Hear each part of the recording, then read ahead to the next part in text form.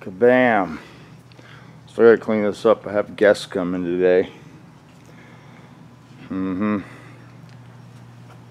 It'll be a surprise when I make a video when he gets here. But anyway, this is a disaster. I haven't been out here in a day or two because it got cold and my skin's falling off. I don't know how you guys up north make it through the winter, man. I need humidity. When it gets real dry, I start to die. My skin flakes off and I get all rashy. And it's been sort of rough, you know. So I've been inside, miserable. And I got to finish this tranny up. I got to put the pump in there. I have to measure the clearance on the direct drum here. I got it torn apart. I'm going to take it back apart and install it with the feeler gauge down in there, and then put this pressure plate on so I can get an accurate reading. I think it's okay, but I want to check it. And the back half of the tranny is done. It's over here. I worked on it for a little bit, and got the new band down in there, got the reverse band in there, I put the tail housing in there. This clutch pack's done. Everything's pretty good up to this point. I bought a new Torrington bearing for the back of the center support. The bearing was bad back there, so I bought a pack of 3. And only needed 1, so I got a couple cool parts left over. And but that's what we put in there. The old one was actually split, the race. Here's the pile of stuff we took out. The roller clutch was bad, the big one. So we bought a new one. It's actually the balls are falling out of it. That means it's no good. This one wasn't too bad here, but I went ahead and replaced it anyway, and the one I put in there has more rollers, so it's a better part. There's more surface area, and I guess some guys say that, yeah, you add more rollers and it gets stronger, but it adds friction because each roller is another surface that it has to ride on the race. So I don't know. It seems to be a good argument that they need to be stronger. I guess these springs get crunched up and they won't any longer hold the you know, the roller, and once they fall out like that, that's the test. If you take that out and shake it and the rollers fall out, it's bad. There's the pump seal, the old band. All the clutches were good. There weren't any burnt clutches. And there's some more parts somewhere. The low gear drum is somewhere. So there you go. No Bernie. Actually, they are all there. There's the bigger ones. So I got to finish that up. I got to clean up. I did pick this up too. This, when I went over to get my kit, they said that my tranny was done. I ordered this a while ago, and it's been so long that I just went and bought a kit for that one. And I think when I bought a kit, they were like, "Oh, we better give them a tranny." So I got that. Probably save this, put the tranny in that we're building now. I'm going to put that in the car. I have this converter here, which is an old B&M or a TCI. I can't remember what it is. It's 2500 stall. It's not a very high stall, but it's perfect for the combination that's in the car now. And this is a tranny bake tranny. Ugh, tranny bake. No, it's a tranny brake tranny. And it's more of a race piece. This will be for the next motor that goes in the car. There's a little book there, and some stickers, and a tag, and I got a long dipstick tube with a locking tab on it there. I've got another one of those around here somewhere that I bought for this tranny that I'm building. I went and bought, you know, all the sprags and stuff from FTI. I got the You Build It kit. And had them put it in the hot tank for me. Oh, here's the other stick I bought for this one that we're building. And here's the filter. Here's our small parts over here. I'm gonna get this capped up, get the pump put back in there, check my end play. My end play was a little sloppy, so I went and picked up some shims. You can shim it with this thrust bearing on the pump. basically this shim rides right on this landing here, and you know, you can tighten that up where you get, you know, less output shaft movement, and tighter you make that, the easier it is on the converter for sure, because you don't have this going in and out of the converter beating the crap out of it. So we put new bushings down in there, took the pump apart, checked the gears. The gears were in really good shape. This tranny was in really nice shape. I bought some of this, actually he gave this to me for my birthday, he said. And yeah, but here's what the shims look like. Basically they look like flywheel shims for a Volkswagen. And you know, whatever it is you want to tighten it up, you just put these over the thrust bearing here.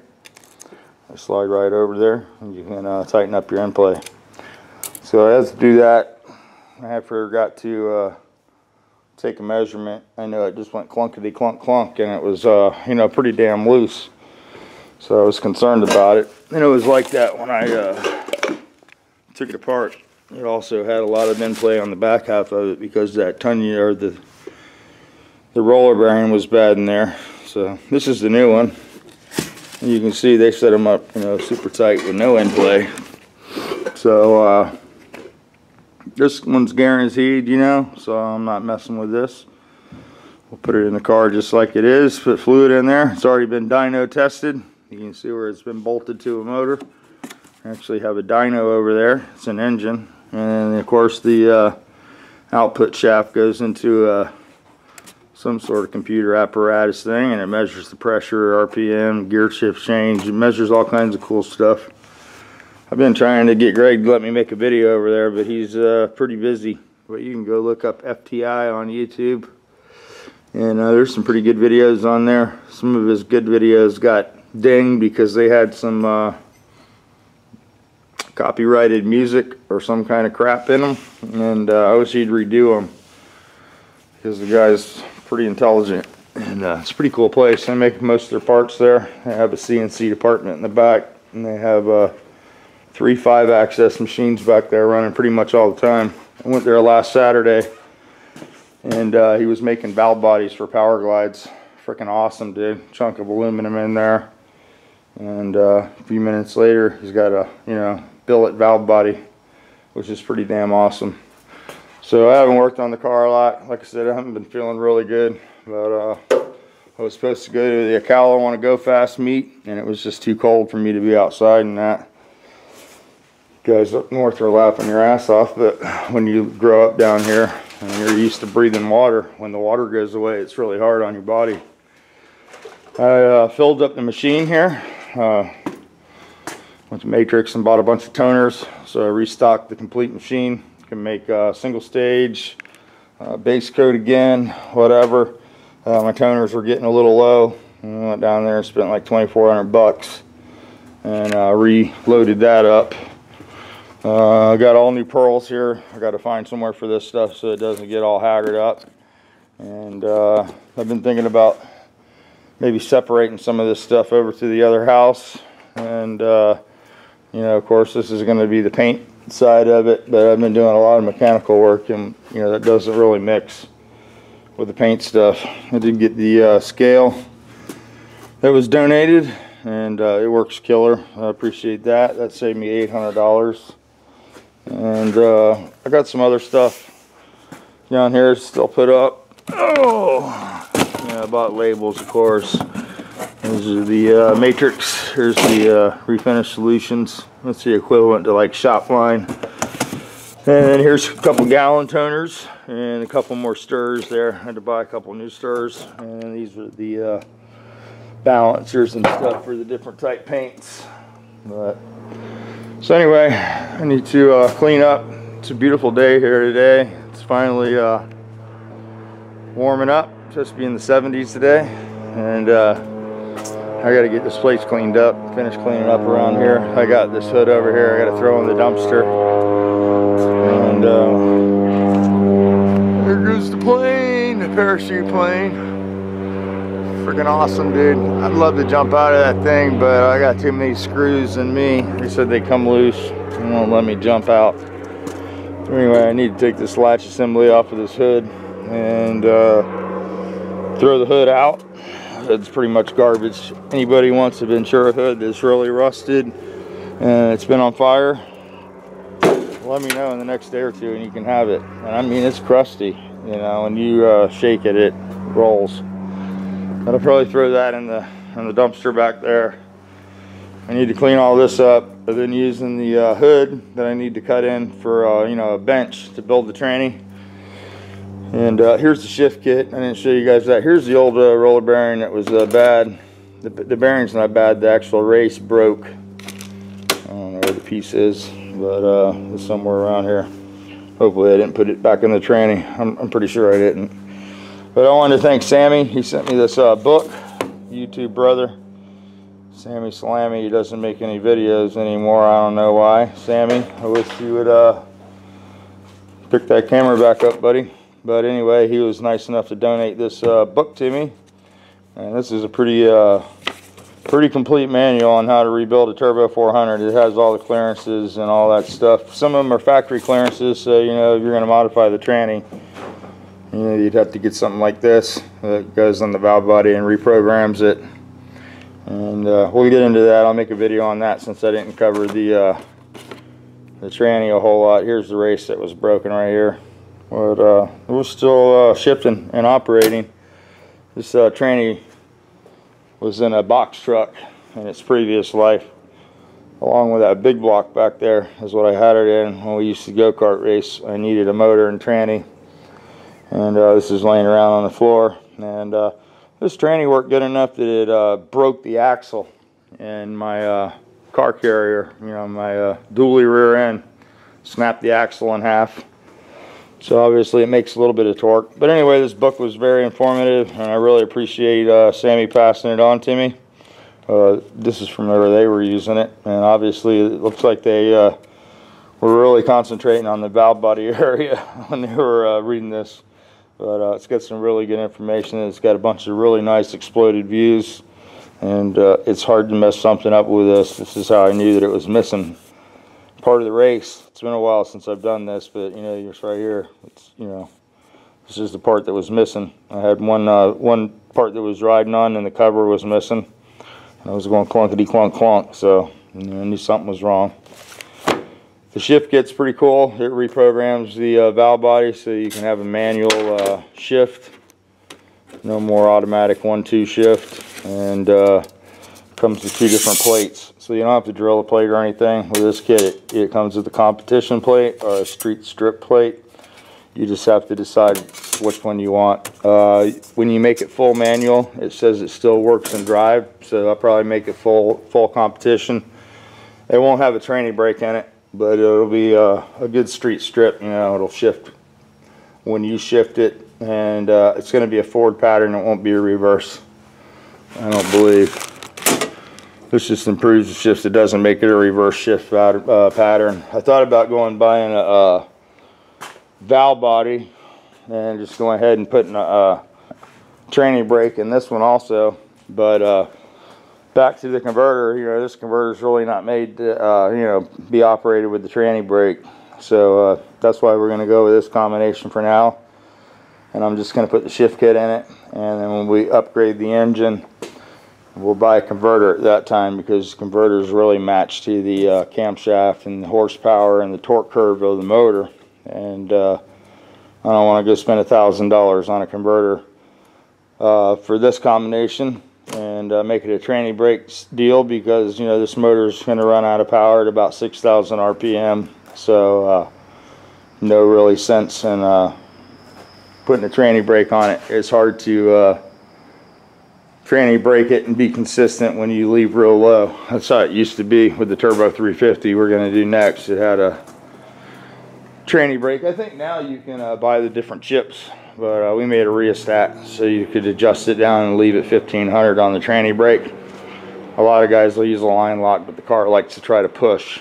The brakes aren't really good, and they perfected that now, you know, since I raced back in the 70s. You know, they make the car where it'll hold pretty good, because there's a lot of foot brake races too now. So I'll probably put the tranny brake back in there, you know, the delay box and all that stuff and make it pretty easy.